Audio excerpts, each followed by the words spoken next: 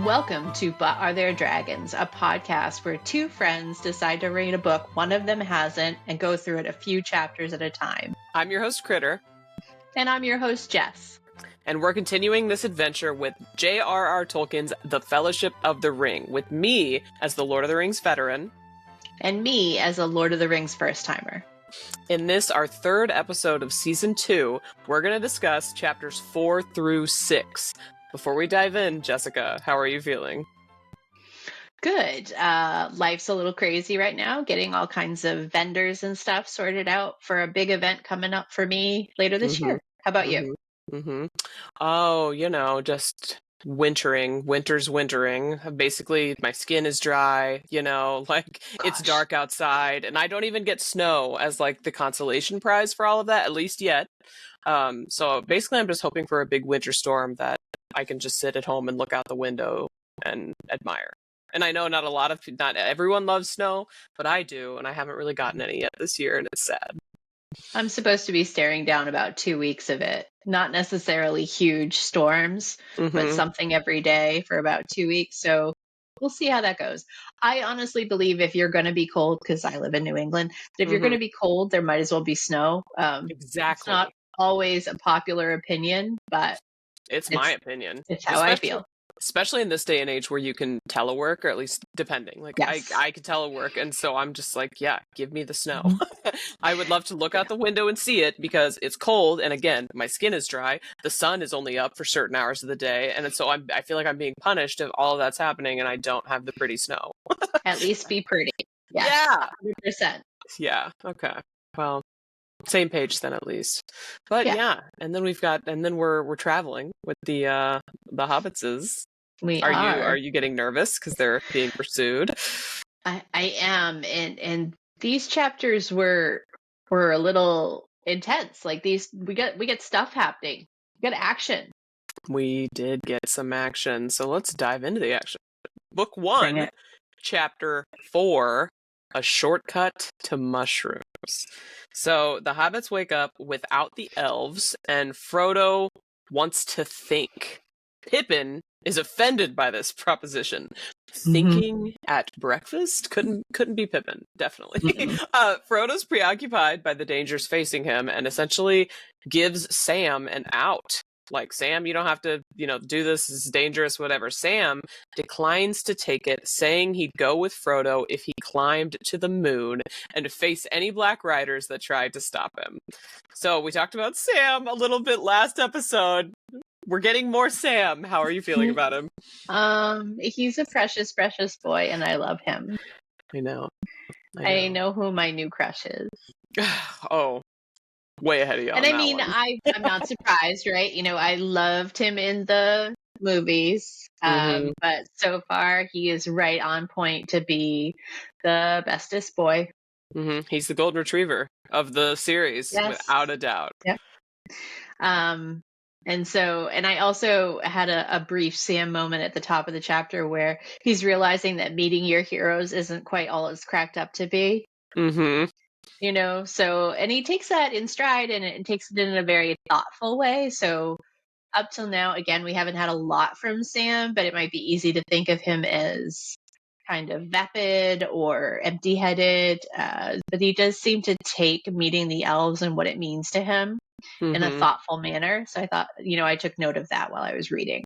Yeah, they ask, how was it meeting them or whatever? And he was just like, I don't know if what I think matters at all. Yeah, which is and that's a very mindful answer. That's a very self-aware answer.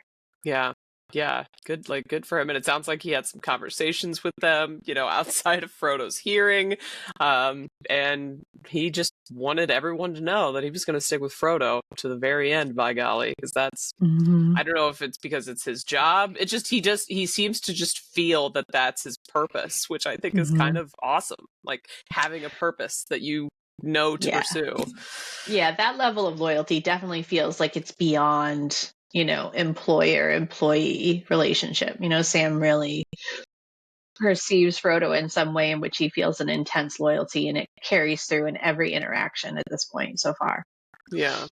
So Frodo decides it's time to travel across country and Pippin's pretty skeptical, but they traverse through some rough terrain.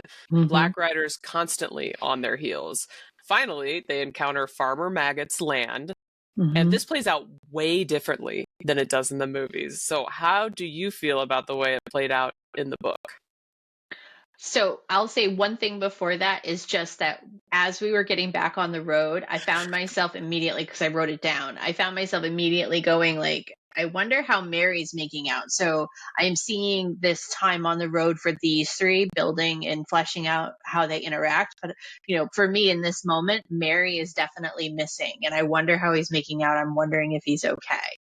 Yeah. And then I immediately went into the Farmer Maggot thing too. And I don't know why, but in my mind, I had assumed that Farmer Maggot was a quote unquote big person. I thought that he was a man. I never thought that he was, well, I don't think we ever saw him on screen. I just think that he grew human-sized vegetables. And I think I made an assumption. I don't know how to say that without sounding ridiculous.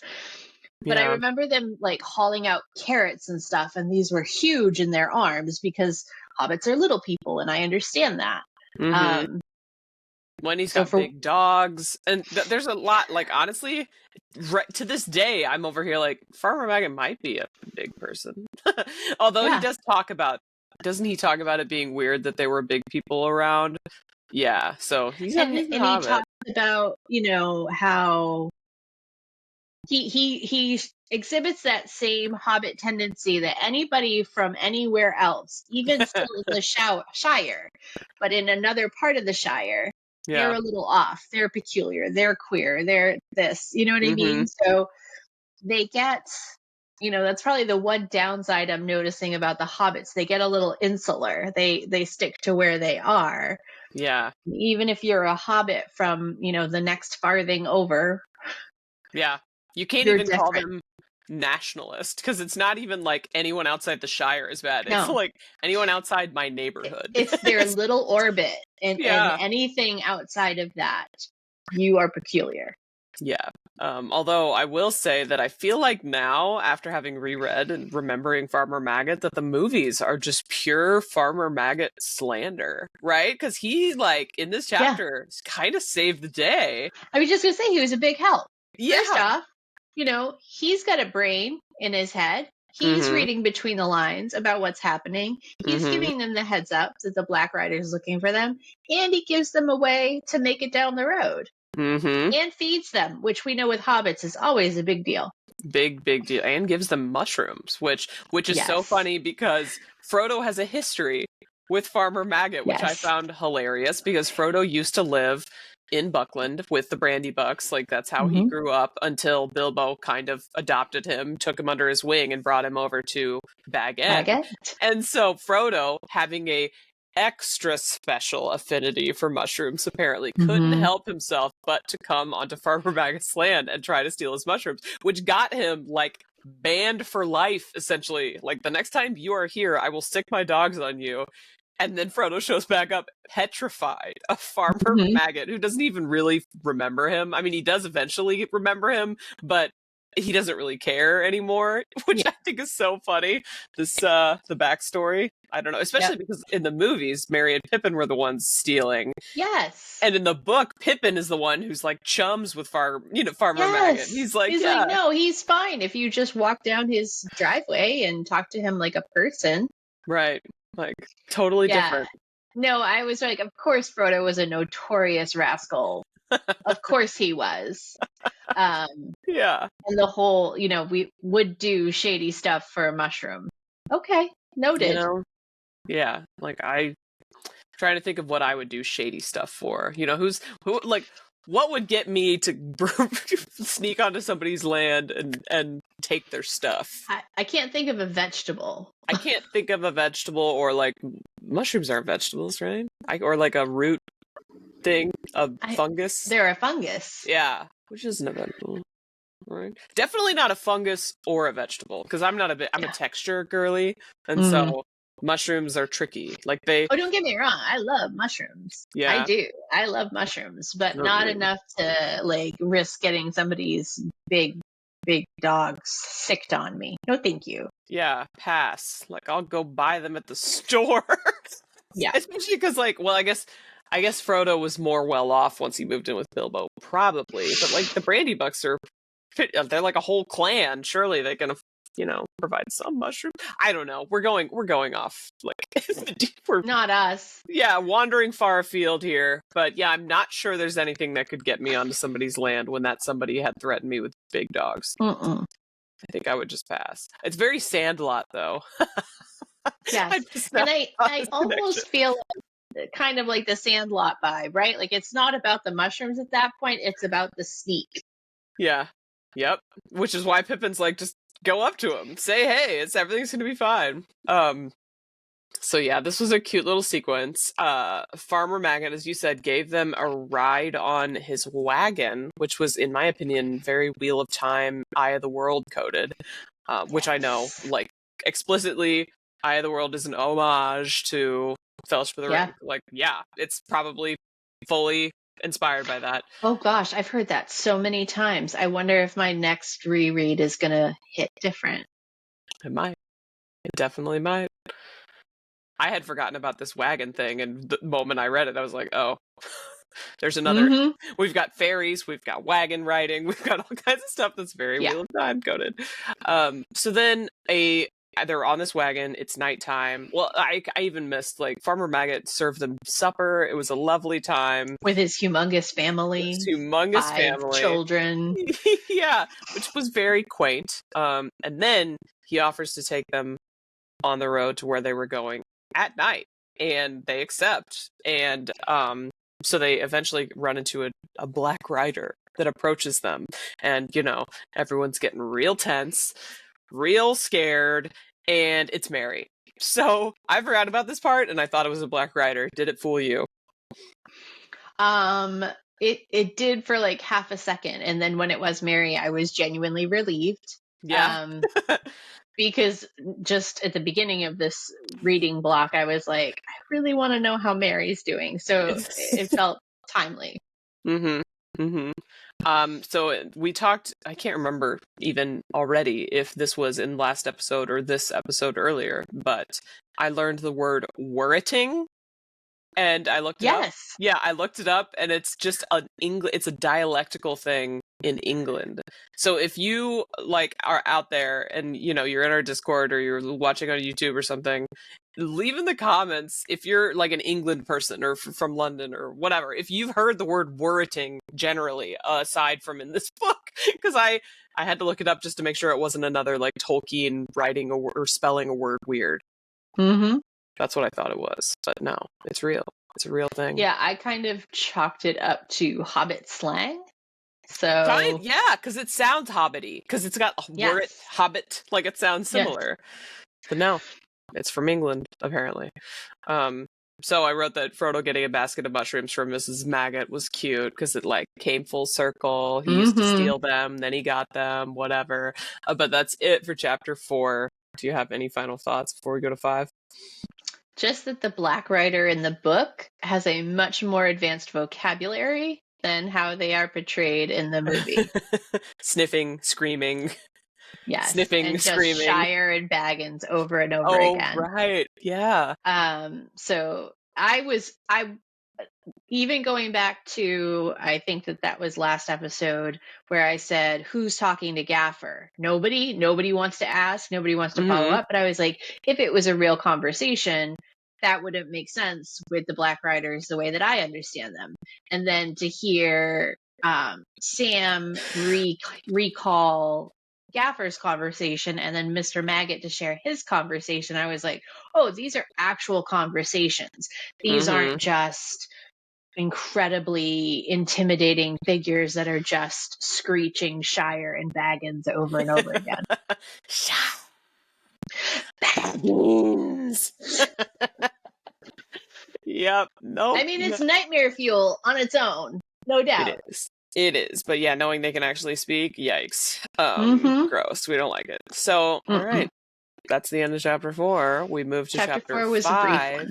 It was, yeah. We moved to chapter 5, which is a conspiracy unmasked. So we get a little description of Buckland, a colony from the Shire. It's got hobbits that like to swim, which is different. And it's right on the border of the Old Forest, like right on the border of the Old Forest. Did you realize that Mary was from such a unique family? No, I had no idea. I had heard Meriadoc Brandybuck in passing. Mm-hmm. That was the extent of what I knew about Brandybuck. Yeah. Like, I didn't have any idea that he lived a couple days ride, from Bag End, the center of the Shire. You never would know. And And so to that end, I didn't realize the Shire was kind of spread out as much as it is. You know what I mean? Or that it had such distinct parts, like what we've learned so far in this book. Yeah, I actually, I know Leia in episode 1 was talking about how she was like consulting the map just to get the lay of the land. And I didn't do that before I started reading. I was like, okay, we're in the Shire. Like, we're at Frodo's house. There's what's to know about the map. And then when they started describing Buckland, I was like, wait, what? Like, okay, what? Like, where is it? Where is it in relation to? Well, first of all, because later in the chapter, I think Frodo has a dream about the ocean, and that's what inspired me. Because I was like, are they by the ocean?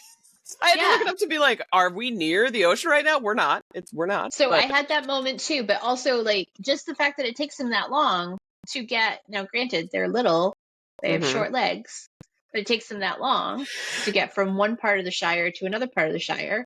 I genuinely never would have thought that before this. Right.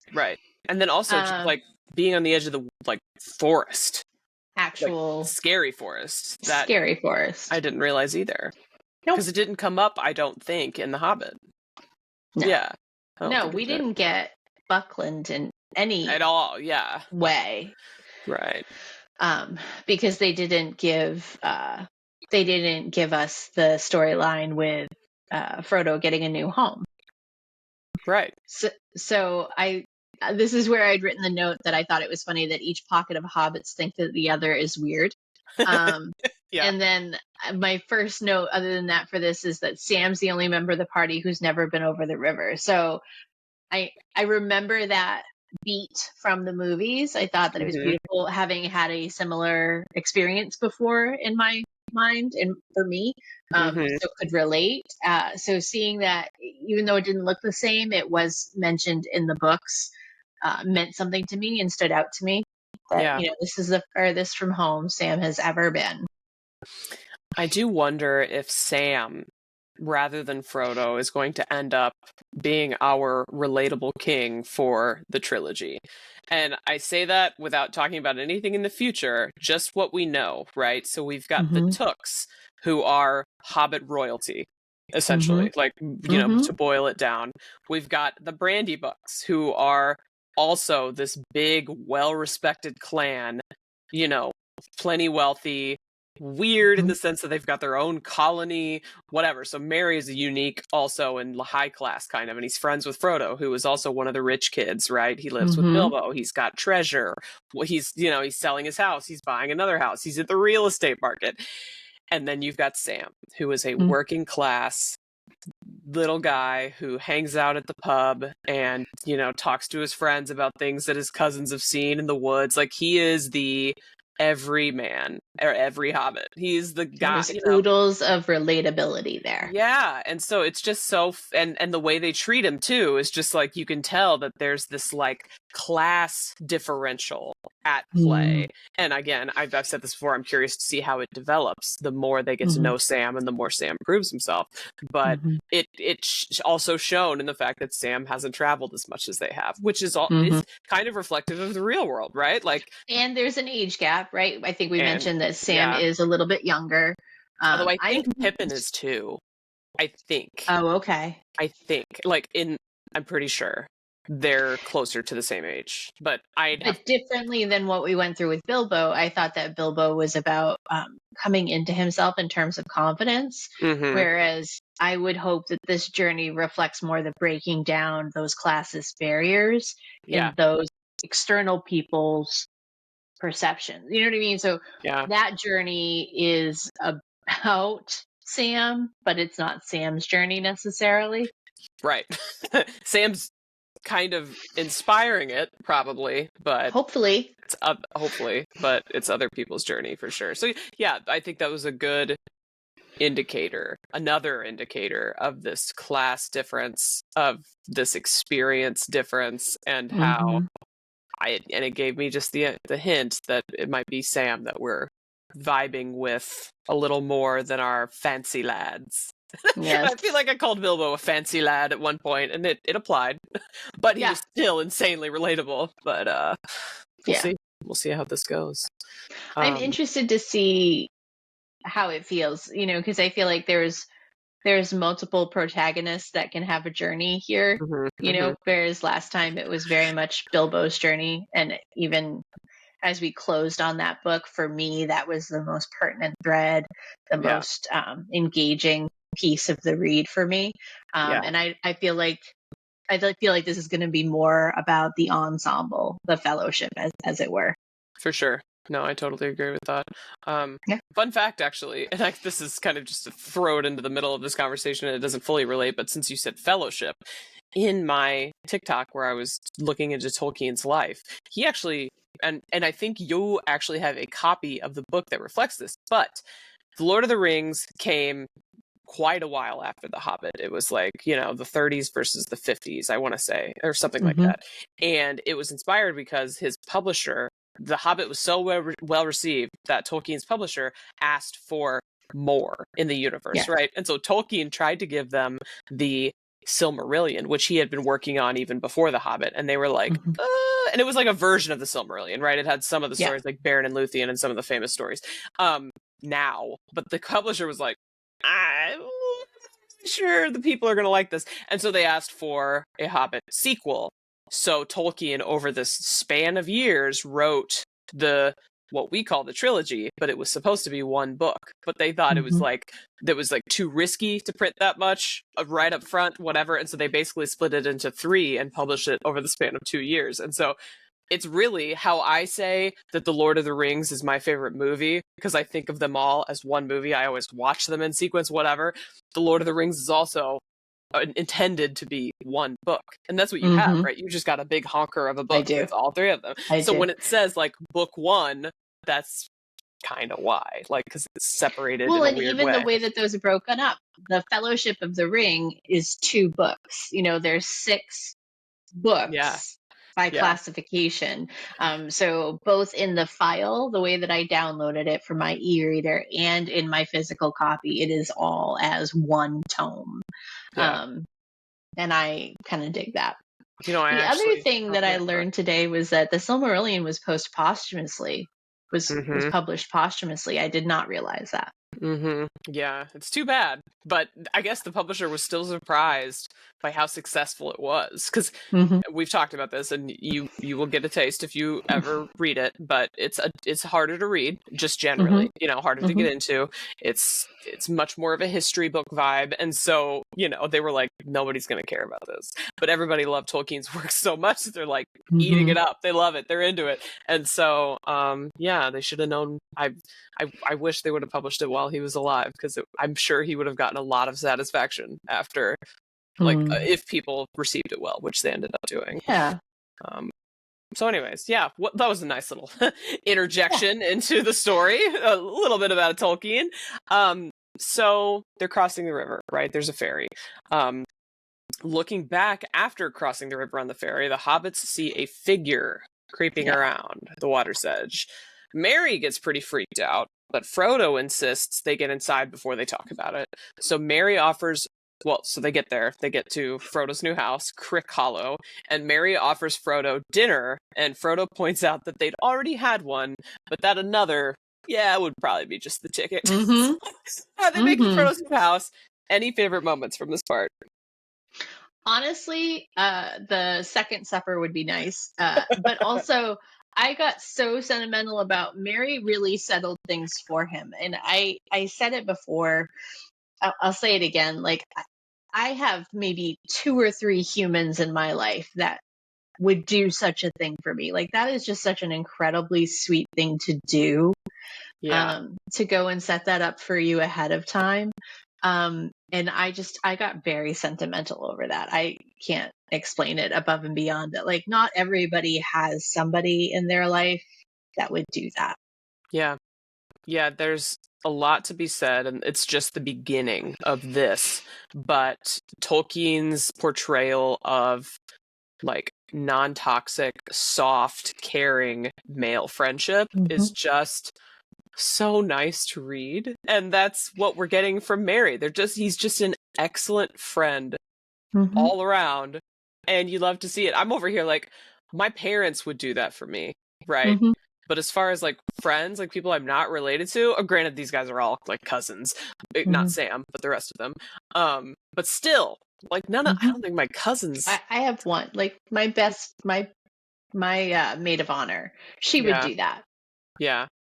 She would do you know that. what? I'm not giving some of my family enough credit, because like I remember for my wedding, for example, they all like stayed up long hours because we like decorated our own, ourselves, and they stayed up for a really long time the night before my wedding to decorate, make sure the reception hall looked good and everything. So like maybe I do, but still, like not a ton of people would do this. But even just like giving it the recognition, right? Like that's not a thing that just anybody will do. That's a real level of closeness. It really is. And so I loved that. Moving sucks. So like not only was it a favor, it was moving for someone. Like crazy. So I was just like, I can't overstate how much I love that his friends are on to his BS and are conspiring against him in the background and have been planning it since April. Like, oh no, we've been watching you. Yeah, they left after the birthday, like Frodo. Well, they left on or the day after the birthdays, which was September 22nd. So since the spring, 6 months. So for 6 months, they've been on to him and conspiring.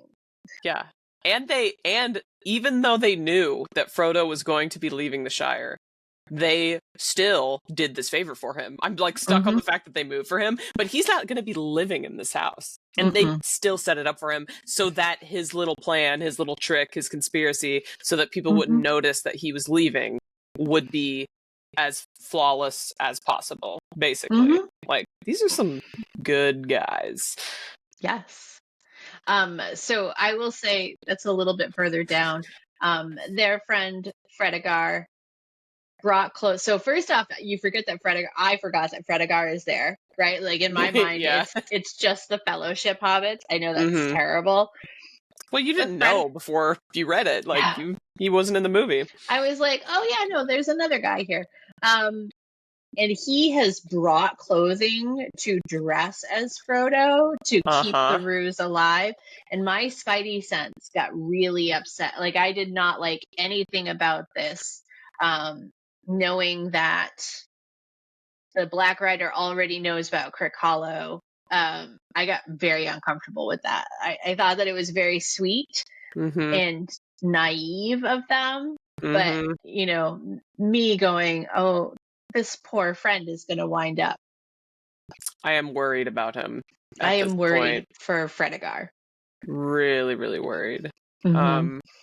So there's a couple things that I wrote down. First of all, we talked about the mushrooms, but they made a point to say that hobbits love mushrooms more than humans love anything. Is essentially what they said, which I think is amazing. So like, good for them. First of all, again, I'm a texture girly. It's not mushrooms for me, but like, I'm happy they have that. You. Yeah. It also, they in some conversation, and I think it was either Mary or Pippi Mary or Pippin who said this, but it came up again that Sam would literally jump down a dragon's throat to save Frodo. He would do anything for Frodo, which is so, like, he's got the best friends. You really want that in your life. And so it was funny that we talked about how they were conspiring since April. And Sam was their inside man, and Frodo was like can't keep a secret, but then also happy that he didn't keep a Yes. secret, basically.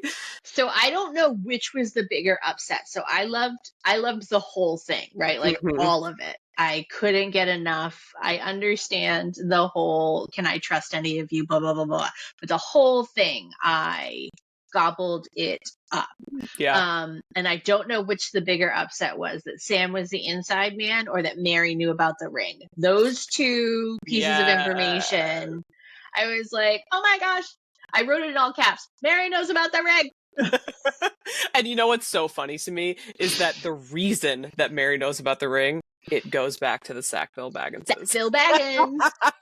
They ruin everything. But yeah, they are ruiners. Bilbo was trying to hide from Sackville Bagginses, didn't realize Mary was nearby, put the ring on, and then eventually took it back off, and Mary witnessed the whole thing. So he's like, okay. So yeah, he knows about the ring. These Bagginses are not nearly as sneaky as they think they are. Is basically but also then I story. flash back to Sam walking by the window whistling. Yeah.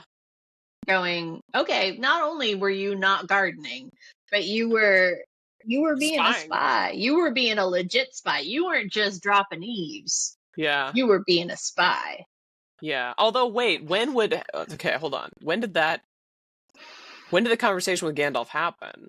It was my 3 months before they left, so the conspiring had already started.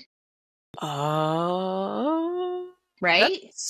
That would make sense. Check my math. Frodo wasn't planning to leave until then. So what were they conspiring about? You know what I mean? Okay. Is this a plot hole? We'll have to look back. There's no way that came from me. But that's what I thought of when they revealed that he was the inside man, and I was like, oh, so what were you doing by that window? I think he was just being Samwise likes a bit of info. He likes or maybe he really is just an eavesdropper. I think he was just dropping some eaves. Like, can't blame him. I would have done the same. If you're overhearing the backstory of the ring, the one ring of power, are you gonna be like, oh, I need to go trim the hedges? No, you're gonna be like, oh, this non-existent time leaf. out. What? Sorry. So Pippin, Mary, one of them, whoever. So Mary saw Bilbo take off the ring, saw that whole exchange. So had his suspicions. And in that dialogue also talks about how I've been expecting you to want to leave sooner or later. I did think it was going to be Bilbo sooner. So it is possible there was already conspiring going on. True. It just wasn't in the context of he's leaving and he needs a cover story and he needs a house in Crick Hollow. Okay. That makes sense. Yeah. That makes sense. Because Frodo has been thinking about leaving for a long time. So they would that makes sense. They would know their friend. So I guess we didn't mention this, but they had a cute little bath scene. Do you remember that? Who are you, Elaine, with your 3 bathtubs? This is a Wheel of Time reference, in case you're curious. This is a Wheel of Time reference. Read the Wheel of Time if you haven't yet. But, yeah, so they show up and they're like, oh, I could really go for a bath. And then Pippin's like, well, how are we going to decide who goes first? Which is so Pippin. First of all, in all these chapters, Pippin, from what you know in the movies, right, is this irresponsible, hilarious, whatever. Pippin in the books is this, he is the one who gets tired first. The one who's we obviously can't overexert ourselves. He's the one that's we shouldn't go through the woods because it'll be hard. He's the I can't describe him completely, but I don't want to say that he's the lazy one, but kind of, right? And so he's a little bit of a coaster. He wants to coast on kind of minimal effort. He's a scamp. He is the Matt Cawthon, if again, Wheel of Time. We are throwing tons of Wheel of Time references into this, but he is the scamp of this group, which we knew from the movies, but it's so evident here when he's literally I can't walk another step. We need lunch, and it's 11:30. But so they need these baths, and they're okay, who gets to go bathe first? And Mary's you're joking, right? We hooked you up. We've got 3 bathtubs. We've got the this water's covered. ready. He is a what is the like Marie something. There's like a guide to being a hostess. Marie Kondo? Marie Kondo. Mary is like red Marie Kondo. He knows exactly how to be a consummate host, and he's nailing it, I think, in this chapter. But I just, Kondo. Doesn't matter. I think it's Kondo. I think. Okay. I haven't actually read it, but I have a friend who talks about her.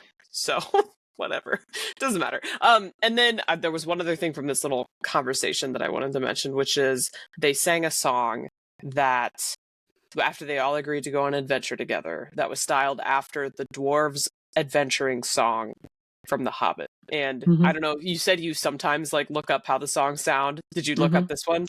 I didn't. Well, so it said in the description that it was done in the rhythm of that dwarven song, and that was hard for me because in my mind it is how it was in the movie. And so that's really, really slow. And I was like, these guys seem a little bit more chipper. Maybe they did it a little faster tempo. But in my mind, it sounded like really deep dwarven voices, just with different words going really slow. Okay. Well, I was just going to say that if you have access to Andy Serkis's rendition of it, recommended. Because it's different from the dwarfs version in that it's not so deep, right? But it's still just like the pacing. It's so nice. It's like the Hobbit. It feels like a Hobbit version of that dwarf song, which is exactly what it is. But I don't always love the songs. And I've said this before. I don't like musicals and I'm not a big songs person. But this one I really liked. Personally. So, Frodo falls asleep that night. He dreams again. He's above creatures in the wood, sniffing him out. He hears the ocean, sees a tower, and a bright light. Did you read anything into this dream? Like, did you think? Yeah. Have you met me? Okay. What are we thinking?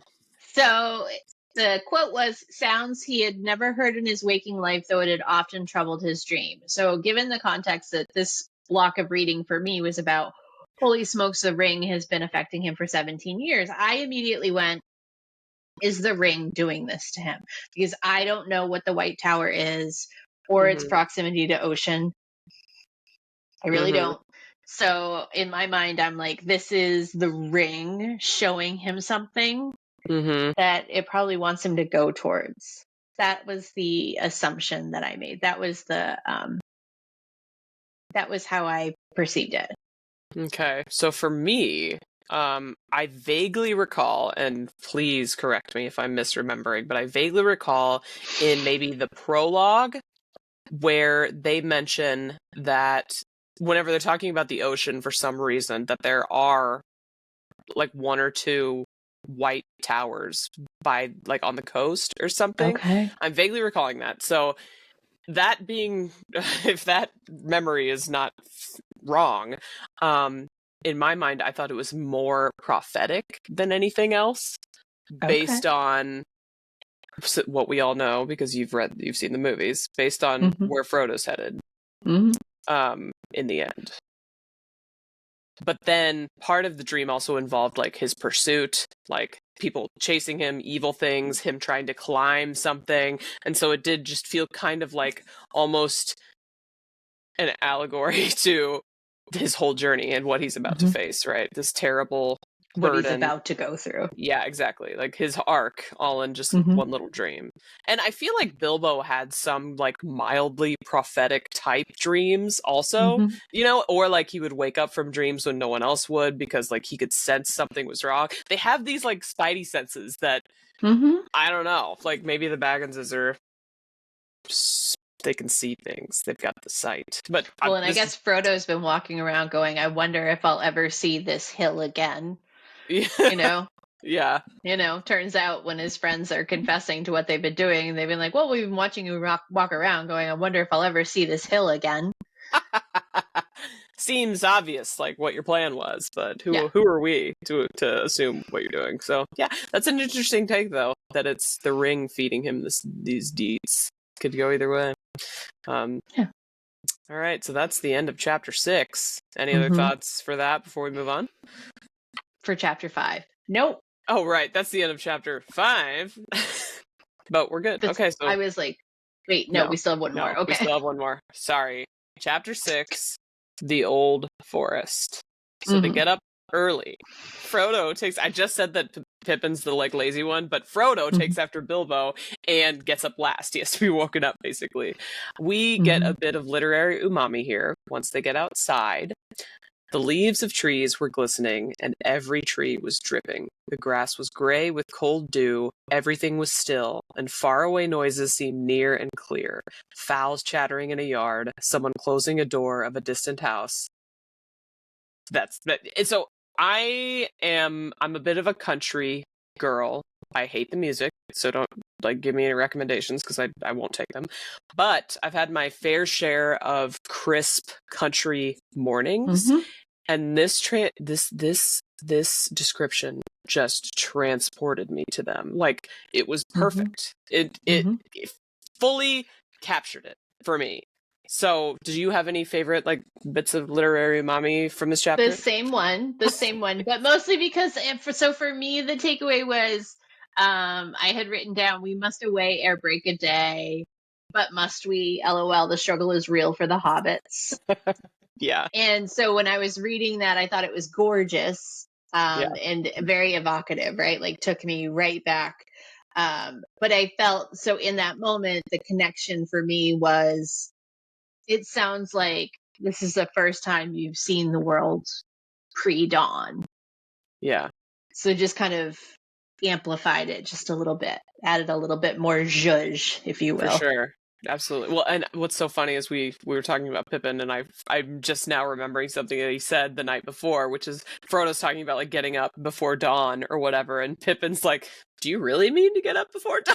Yeah, like, are you sure? Are you sure about that? And in my mind, I was like, he's not wanting to get up early, but then again, he gets up before Frodo, so I wasn't giving him enough credit. So my apologies to Pippin. So the description of the Old Forest, because that's where they're headed, they go straight into the Old Forest. It's a little troubling. Not so oppressive as Mirkwood from The Hobbit, probably, but it sounds more alive. So given the description that we got from Mary, would you rather traverse Mirkwood or the Old Forest? I don't know. So even going into it, I was like, Mary is very dismissive of the danger that the forest presents. And Mirkwood was hella scary. Yep. But so in my mind, I'm like, what could possibly go wrong in another forest? And then this forest says, here, hold my beer. I don't know. You know? I think so. This is what I've concluded because I wrote this question down and then thought about it for myself. And I think because, and I'm probably it's probably recency bias, but I think that the Old Forest would be worse because it's actively trying to get them lost. Like, it is alive. It is moving them in certain directions. It sounds like not the best place to be generally, and there are things that ultimately try to kill them. Not unlike Mirkwood, but Mirkwood, they had multiple wise people telling them one rule: stay on the path. And I am really good at following rules. Like, you have no idea. I have a little bit of an idea. Following rules. And so, like, if they had told me that, I really want to believe for myself that I would have stayed on the path and made it through. Whereas there is no path. Like, the path is meaningless because they mess with the path. So that seems more sinister, in my opinion. But at the same time, I'm like, so Mary seems very dismissive of it. Fredegar is like, not no, but heck no, never will I ever. Yeah. And so, we have two opposing viewpoints, but they're both relatively squishy hobbits. And Mary has lived to tell the tale. Yeah. Obviously, only in daylight. And things like that. So going into this right now, not knowing for sure what kind of danger it represents, I would have said Mirkwood, right? Like, I would rather walk the Old Forest than walk Mirkwood. Because Mirkwood is terrifying. Mirkwood. It's not hard. Hey, Old Forest, Mirkwood, walk, Mirkwood. There's some problems. It's late. Mm-hmm. So anyways, that would be, I would take on the old forest first. That's fair. I mean, like, Mirkwood had the spiders and Mm-hmm. the And that elves was scarring. and the sleepy water. There's a lot of problems with Mirkwood, don't get me Yeah. wrong, but stay on that path and probably fine. Of course, I say that, and then my very next note is all in caps. The trees attack the hedge. Seems relevant. Yeah, right. So we mentioned the fact that in Brandy, in Buckland, there's this hedge fence. It's like a hedge wall that separates Buckland from the old forest to like protect it or whatever. And so, as Jessica just said, the forest was pissed about it essentially and started to attack the hedge to like try and get it to come down. And so they fought back with fire. And now there's this antagonistic relationship between this active forest and the hobbits, kind of. So the fact that Mary is so casual about going in, to me, is just mind-blowing. But I guess, like, if you get used to something dangerous, then it doesn't feel as dangerous anymore. But. Well, because there's always a chance that when somebody says the forest seems alive, maybe they're just being flowery. Yeah. When you start talking about the forest actively attacking your hedge, this is no longer for color. This is Well, and this then is different. Frodo sings like a little song, and the song involves, taking down the tree or what, something. It's mildly threatening, and a branch falls a little too close to him. And so you're just like, And Mary's like, maybe don't sing. Yeah, maybe let's not sing, especially about the demise of the tree. So I don't know. It's they're both woods not the best to be in, I think. So the hobbits get lured in at a certain point after a long time of travel by flies and heat and sleep creeping out of the ground and up their legs and falling softly out of the air about their heads and eyes, right by an old willow tree. It's an attack by Old Man Willow, and it's honestly the stuff of nightmares. Like, that's horrifying. So any specific thoughts from this little battle sequence? Well, the first random factoid that didn't matter is it made me look up a new word. I had never looked up the word hoary, Hoary. I noted that one as well. And what's the definition? Grayish white. Like graying. I guess I thought it was more like gnarled, but I guess like gnarled. But okay, no. So hold on, I can tell you. Hold on, let's be accurate, shall we? Yeah, we shall. There it is, right there, a biscuit. Hold on. Grayish white, hoary cobwebs of a person having gray or white hair, aged. All right, well, that is not what I would have guessed. I've only ever context cluesed that definition, and it would never have been that. So I didn't even try, and I was like, I'm just gonna look. Like, is this English stuff? Is this a UK word? And I just don't know. I think of myself as relatively well read for same. A high school dropout and all that, but yeah, I would just watch me someday be like next to, I don't know, something that's gnarled, and I'm like, that thing is hoary. Not that I ever would say that. Well, now you know. Now I know not to, unless it is grayish white and aged. Yep. Yeah. So Old Man Willow, terrifying.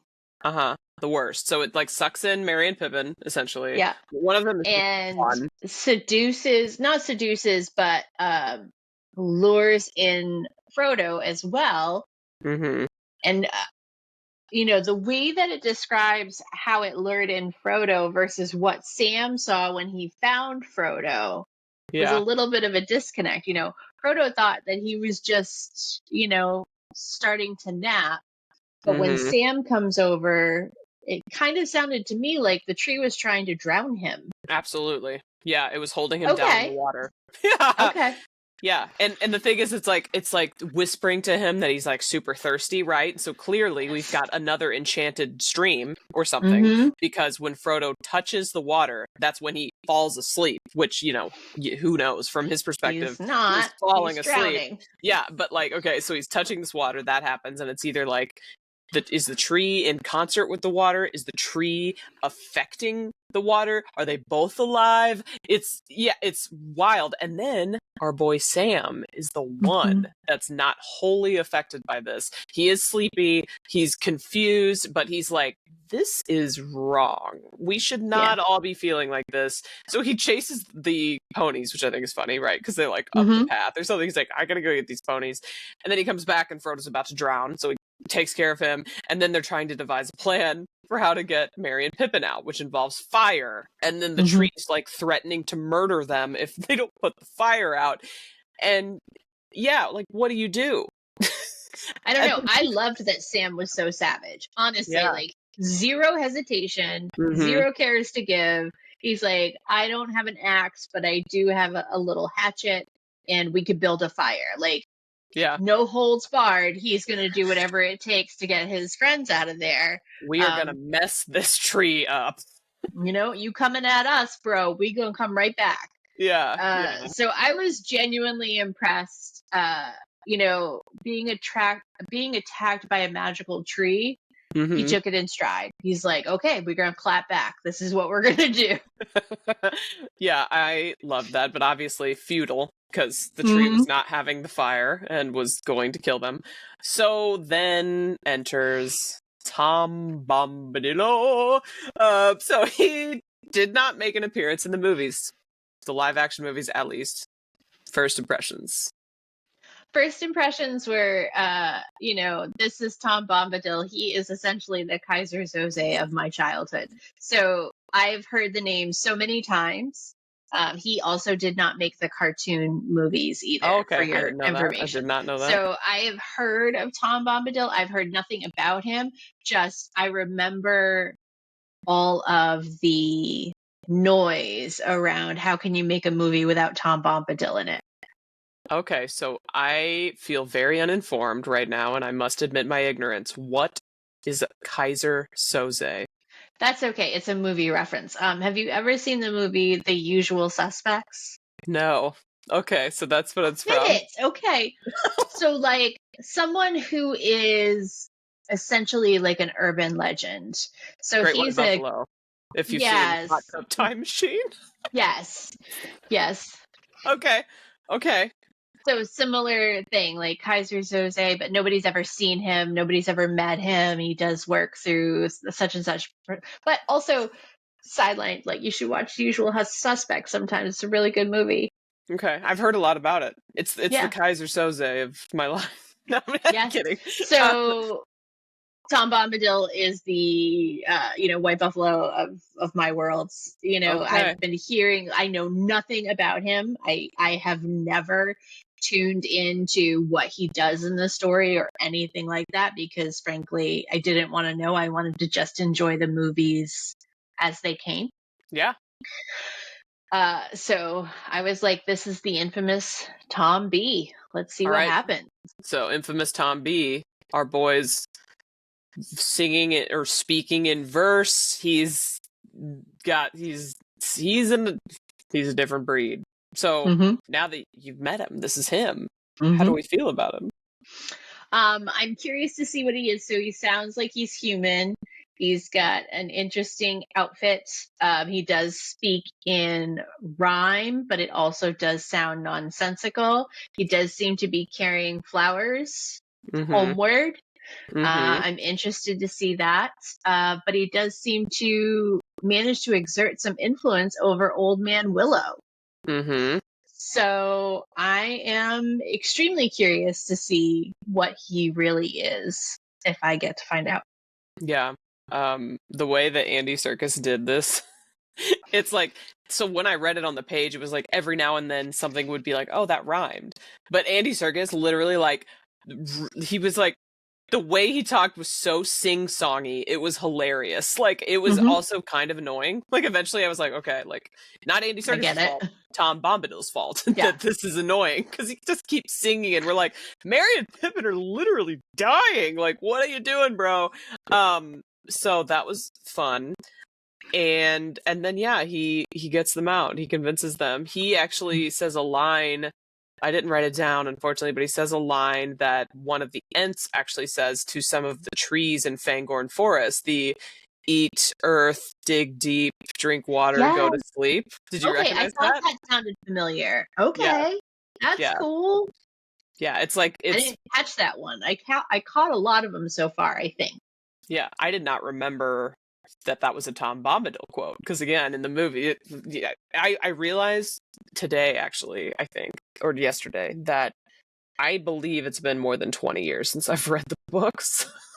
So, like, if I'm doing the math, I think it has to have been more than 20 years since I read the book. So yeah, most of my Lord of the Rings experience lately, in the last 20 years, has been from the movies. So I just assumed the Ents were the ones that said it, not Tom Bombadil, but no. That's No, it was him. awesome. Yeah. So it's also got like a cool, like him being annoying in the sense that he rhymes when he talks was actually really great for that little part, because I think it's like very kind of deep, ironically. Like, deep is in the phrase, but I like it a lot. I'm interested to see, like, I'm totally fine keeping an open mind. There's another character, a wizard character in a different work that's not relevant, but also is kind of not just tongue in cheek, but intentionally bombastic and foolish, and and that's part of his MO, so that people don't take him seriously. And he does in fact have a great deal of power in his world. What book is this from? It's called The Silicon Mage by Barbara Hambly. It's like a 70s or 80s sci-fi fantasy book series. They're little, they're super easy to just inhale. Nice. I love them. I don't know how well they hold up. They are literally set in like early 80s Silicon Valley. Okay. But Antrig is intentionally laughable. He's just very one, because he doesn't take himself seriously, but also it works to his advantage because he doesn't want anybody else to take him seriously either. But he does wind up being incredibly powerful. But you can just so easily dismiss him. Okay. So that's kind of the vibe that gave me, even though this is a few ratchets up a few notches from that, the actual sing-songy, nonsensical. Okay. And then the last piece was I wrote down, I was like, who is Goldberry? Why am I more interested in finding out who Goldberry is than I am in finding out who Tom B is? Big old Tom B. So yeah, they Tom, once they get out, invites them to dine with their him home. Yeah, in their home, and he leaves them behind him, and just expecting them to be able to follow him, and they're like struggling still. Yeah. Eventually, though, he circles back to be like, you're almost there, you're gonna get there. Finally, they make it, and that's the end of the chapter. So, do you have any final thoughts about the chapters? Any of the chapters? It feels a little bit like we crossed through a threshold. Like, I think that this is about a quarter of the way through the book for us. Oh, okay. Yeah. And I do feel like we've kind of crossed a threshold, like we made it outside the borders of the Shire. Yeah, we're definitely not in Kansas anymore, so we'll see what happens. I would say that this would be a part where, the narrator in The Hobbit would have said, thus ends the story of the Shire. That's true. We are missing that little storytelling element. The super invasive narrator has not really reared his head. No, he hasn't told me what for or anything since we started this story. Yeah, tone shift for sure. So it is time to pick an MVP from chapters 4 through 6. Cue the music. Jessica, who would you name as your MVP this episode? Oh God, it's so hard. I wrote it down for the first one. I didn't write it down for the second one. I'm gonna have to say Tom Bombadil only because it would be a really short story without him. Or at least for Merry and Pippin it would. Right. Okay. Honestly, so this is funny because I feel like, well, I guess it makes sense because there's only so many characters, but I was between Tom Bombadil and, well, I thought about Sam because he was the one that was actually like around, but I'm going to give it to Merry, actually. That was my other one. Because that is a ride or die bestie if I have ever seen one. And I didn't give him credit in the last episode because we hadn't seen it quite fully come to fruition. But the fact not only that he moved for Frodo, but he has been expecting Frodo to leave, planning for it, and intending to go along with him despite the danger is just mad respect. Mad respect. This was from last chapter, but one of the things that, as Frodo was bemoaning what it means to have friends that were just, lying to him the whole time, and basically says something about how can I trust you now? The response was, but you cannot trust us to let you face trouble alone and go off without a word. Yeah. And I just was like, oh, right through the feels. It was. So I totally get the Tom Bombadil choice because, he saved people's lives. But, it's also just, I don't know if I can't predict who's going to get my MVPs going forward, but I think Merry really shined, whatever, in this particular sequence. Yeah, absolutely.